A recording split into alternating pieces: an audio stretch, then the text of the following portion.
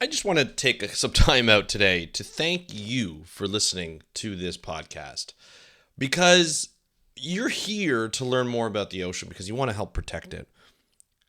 And that's great. I love that fact because there are some people out there who do the craziest things to the ocean that make me so irate that it's good to have this community to be like, hey, we want to help protect the ocean. Can you tell us more? We'll find more information from you, and then you can lead us to other resources. We really like that. So I'm going to talk about two things that really irked me the last month because it really goes to show that sometimes people are just not listening or they just don't care about the environment or the ocean. They just care about the lives around them. And we're going to talk about two of those incidences in the last month, one as recently as last week on this episode of the How to Protect the Ocean podcast. Let's start the show. Hey everybody, welcome back to another exciting episode of the How to Protect the Ocean podcast. I'm your host, Andrew Lewin, and this is the podcast where you find out what's happening with the ocean, how you can speak up for the ocean, and what you can do to live for a better ocean by taking action. And I want to just tell you right now, before we begin, that my voice might be a little hoarse today because over the weekend we had some family in town. We were doing lots of laughs, lots of memories. It was the celebration of life for my dad who passed away back in October, and we just had a lot of people in, so I did a lot of talking, and as you can see, the voice starts to come and go every once in a while. So lots of great things that happened this weekend, but a couple of things happened last month where I was just like, you've got to be kidding me. And there were fines given out and people got, we got justice in a way, but it really goes to say that, some people just don't get it. Some people are just so self-involved and not care about the ocean and not care about what they do to the ocean that it just boggles your mind when you see it. And I know you're probably similar to me because you're listening to this podcast and you want to know more about the ocean. And you probably see this. And to be honest, sometimes we have friends that are like that. And they make you so crazy. They make me so crazy. You're just like, what are you doing to the ocean? Like, are you serious? Or what are you doing to this planet? You've got to be kidding me. And we're going to talk about two of those instances in just a moment. Before we do, though, you are, like I said, you are here to listen to things about the ocean and resources and all that kind of stuff. If you do, I'd love for you to sign up to my newsletter, which Monday to Friday gives you information on the ocean, whether it be jobs, whether it be news articles. There's usually 3 news articles, and then the most updated podcast on there. You can check that out, speakupforblue.com/newsletter. That's speakupforblue.com/newsletter. Check it out. I'd be happy to have you on the email list. I don't share the email list. This is all free to sign up. All you have to do is just give me your email, and I will send it to your inbox almost right away, every Monday to Friday, 8 a.m. Eastern time. But let's get on to this episode because the two instances I'm talking about, one happened earlier this month, maybe even later in April. I can't remember, but it drove me nuts. It was a boat that was in Florida that in the U.S. that was going along. It had a number of young adults on there, and they were emptying out their boat. And that's fine. If you empty out your boat, you got to clean out your boat at some point in time, put them in garbage bags or the proper way to discard them if, some of the items are recyclable or even compostable or anything like that. And then you take them to your dock, and then you're like, okay, we take it to the dock and take it to where it needs to be disposed of. This didn't happen that way. This boat was discarding their items overboard. And it was a lot of items. Like, I can't believe they actually had that many items on their boat. It wasn't that big of a boat, but it fit about 10 to 12 people on that boat, which looked a little too much. But regardless, there were a lot of things that were just being put overboard. It got videoed. The video went viral, of course, and the people were fined. I don't know the amount that they were fined, but the people were fined. Then on around May 22nd, so in the middle of May, I found this article recently where it said a man was fined for attempting to body slam an orca whale in New Zealand. Imagine that. Imagine you are on a boat in the ocean and you have this orca, and it's an orca and calf, that comes close to the boat. You're not going towards the orca and calf. The orca and calf come close to the boat to come check out the boat. It is a once in a lifetime opportunity. It is probably life-changing for the better, the fact that an orca comes up to you. Some people might be nervous and some people might be scared because these are massive animals, but they're highly intelligent. They come to check you out, and they usually leave you bewildered, inspired, and just life-changed, right? I can just imagine if that happened to me, I would be just over the moon to have that happen. I would sit there, I would take pictures, probably a video, maybe a little bit of both. I could get a little emotional, right? Just a little emotional from this weekend, but I can get a little emotional when, a whale comes up or, an orca comes up and you're just like, hey, look at this thing. It's coming up to check us out. It's got a calf. It's coming to show us its calf. Maybe telling the calf, maybe there's a lesson in there. Who knows what they're doing? But they're coming to check you out. And instead of enjoying the moment, instead of just saying, hey, look at this thing, and just being just so inspired and just, mouth-dropping moment, you decide to say, hey, you know what I'm going to do? I'm going to take a belly flop on this orca and its calf. I'm actually going to jump off the boat and I'm going to try and land on it, maybe even ride it. Who knows what this guy was thinking? He probably wasn't thinking. These orcas, because this is what this guy did. He got on the edge of the boat and he jumped as the orcas were coming by. And he said as he landed and he got out of the water, like his head came up at the surface, he's like, I touched it, and then proceeded to touch it again. Imagine jumping on the apex predator in the ocean. These animals are so sophisticated, so intelligent, that they hunt great whites. They can kill great whites. They hunt as a pod so that they can feed other members of the pod. They can take out specific parts of the body of their prey. That's how good they are at hunting. That's how good they are. That's how strong they are. That's how smart they are and calculating they are. And you decide to jump on it. You decide to just be like, hey, I'm just gonna take my body. I'm gonna jump on this orca because it's gonna like it. It's gonna say, ha ha ha! Look at that human, man. I love it. Like he's so funny. He's tried to jump on me. Like think about it. What I assume this man was intoxicated. It's the only reason that you would do such a thing. And then the thing is like there wasn't anybody on the boat that said, hey, I don't think this is a good idea. You want to say, first of all, as a father, I tell my kids all the time, you want to surround yourself with friends who will talk you out of things like that. Don't do anything that dumb, but be around friends who will talk you out of stuff like that. Like, please don't do this kind of thing. But the people in the boat were not even thinking like this is a bad idea.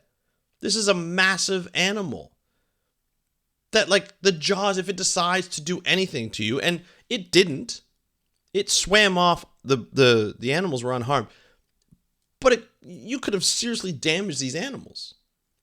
Imagine landing on a calf. Oh, like what's wrong with you? Like, honestly, this is a baby whale. It is literally a baby. It's like jumping on a baby and thinking, hey, I touched it. That's awesome. It's got teeth. It doesn't know what you're doing. Now, there has never been a report of an orca in the wild harming a human being. In fact, we've seen many videos and many pieces of evidence that shows that these orcas are very curious about humans. Right? There have been videos of people swimming in New Zealand and orcas coming underneath them just to check them out, just to see what they're up to. Paddle boards, right? They come up under a paddle board. Sometimes they even nip at them just to see what they're made out of. Now, We also know that there is footage and there's a number of examples of orcas damaging boats and keels on the boats and rudders on boats. We know these animals can be dangerous to us. They choose not to be, for the most part, to humans. Now, boats are a little different, but to think that you can jump off a boat onto an orca is probably the dumbest thing I have ever seen. And I think the problem here is the fine was a $600 infringement fine. Only $600. That tells people that you could do this on a regular basis. The fact that the man did it and didn't get harmed, and thank God the whales didn't seem to be harmed, shows other people, and they only got a $600 fine. People these days would probably be like, I'm okay with paying that. The enforcement for potentially harming a whale should be higher. The enforcement to litter in the ocean should be higher. These fines should be going, because to clean up the mess that the kids did, the young adults did in Florida, is going to be a lot more than whatever they got. And if this calf got hurt, right, or was damaged in some kind of way, we don't know that if we touch an orca, maybe the orca will not be changed, or if we change the path of an orca, or we stress it out of a calf, maybe the pod will abandon it. Who knows? We don't know. We know that some animals, if you touch one of their young, some animals will just fly off. They've got the smell of a human on it, so they don't know if it's right or okay, or it's not. It's not right to even be this harmful to the planet. And this is what gets me so frustrated with all the work that people do to protect the environment, to protect the ocean. We have idiots that pollute and that will decide to land on massive whales. Like, honestly, what are we thinking here as human beings? You know, and I know a lot of people will be like, well, you know, if the orca did something, people would be like, oh, he deserved it. And true, but now people are like, well, orcas have already, like, they've hurt somebody. What do we do? We've seen what they do with sharks in Australia when there's a shark event and someone's bitten by a shark. They go out and they kill similar sharks of that size. Not even that shark. They can't track that shark. They think all of a sudden it's got a taste, a quote unquote taste for humans. So now we got to go kill them all. We got to put shark nets up that not only kill sharks, but not the sharks that we want to kill, well, that they want to kill, but it kills other things. 90% of the bycatch on those shark nets are not even the sharks that they're targeting. And so the damage is continually done based on stupid decision making. And so decision making like landing on a whale or deciding to empty out your boat of all the litter that you had into the water, instead of just holding on to it, putting it into a bag, it doesn't take much. You just decide that you do not care and you're just going to put it overboard. And for the most part, if there weren't video of it, these things would have gone unnoticed. Maybe local stories that people have told, and maybe people believe it, maybe they don't. Or in the case of the pollution, they probably didn't tell anybody. They were probably like, who cares? Nobody's going to see this. And thank God there was a video of it to highlight the people who did this, and they got fined, or they'll get fined. I don't even know what the status is of the people that are doing that. I hope they get fined a lot. We cannot afford things like this to happen. We are not in a position for this to happen.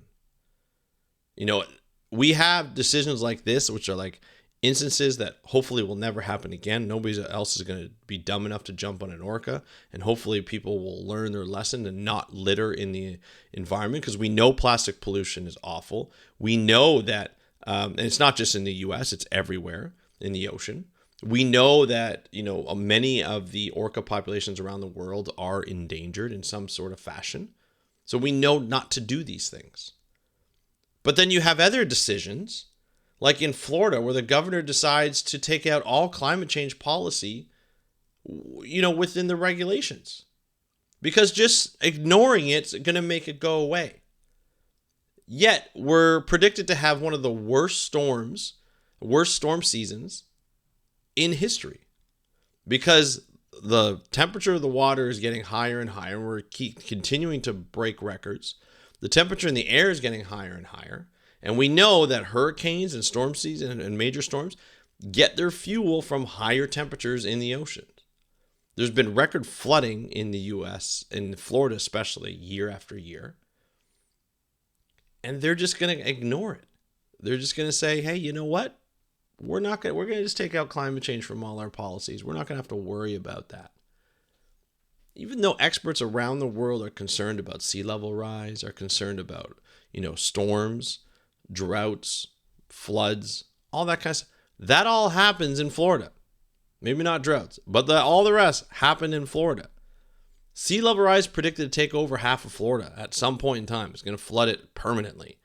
There are stories that we've been sharing on our ocean newsletter where the water table is so high that when there's any kind of flood from sea level rise, the water just comes right up onto onto your grass or onto your property. And there's nothing you can do about it. There's no drainage because there's nothing to drain. That water table is continually rising. That's why they don't have basements there. And people are wondering, why are we worried about climate change? Well, it's because it's going to affect your property. It's going to affect your livelihood. It's going to affect where you live, your lifestyle. And you won't be able to sell your house because nobody's going to buy it in a flood zone. Nobody's going to buy a house that's underwater or half underwater or the property is mostly water. It's not going to happen. But yet we're the governor's just going to say, yeah, we're just going to continue to ignore climate change. This is a sign for a change of leadership that's needed if I've ever seen one. And so when we see the stupid decisions that are made throughout the world, jumping on an orca, polluting the environment from your boat, and taking out climate change from legislation. Now, there are different scales to these things, these incidences, but they all have ramifications. And if we continue to do these dumb decision making, it's not going to be good for us. It's not going to work out. And so seeing these stories, even though they're one-offs, obviously the Florida thing is huge in terms of magnitude because it affects an entire state where many people don't have the decision-making abilities to manage policy because that's done at a state level. But when you have other things like, jumping on an orca or an animal or disrupting an animal or polluting the environment even more because you just don't care and you're just young and rebellious. Well, the guy who jumped on the orca is 50 years old. It just goes to show that we are not deserving. Many of the people are not deserving of an environment that is steady, even though it's going to affect us all. And it's frustrating as someone who communicates science, as someone who works to inform people about the inspiration that's going on, the optimism that's going on in conservation. We see stories like this, and it impinges on our progress to do better for the ocean and to better for our planet. And these are just the things that we've caught on video. It's only 2 instances. I'm sure there are more that we haven't even known about or that are on video, just haven't made the waves yet. Maybe hasn't gone viral yet.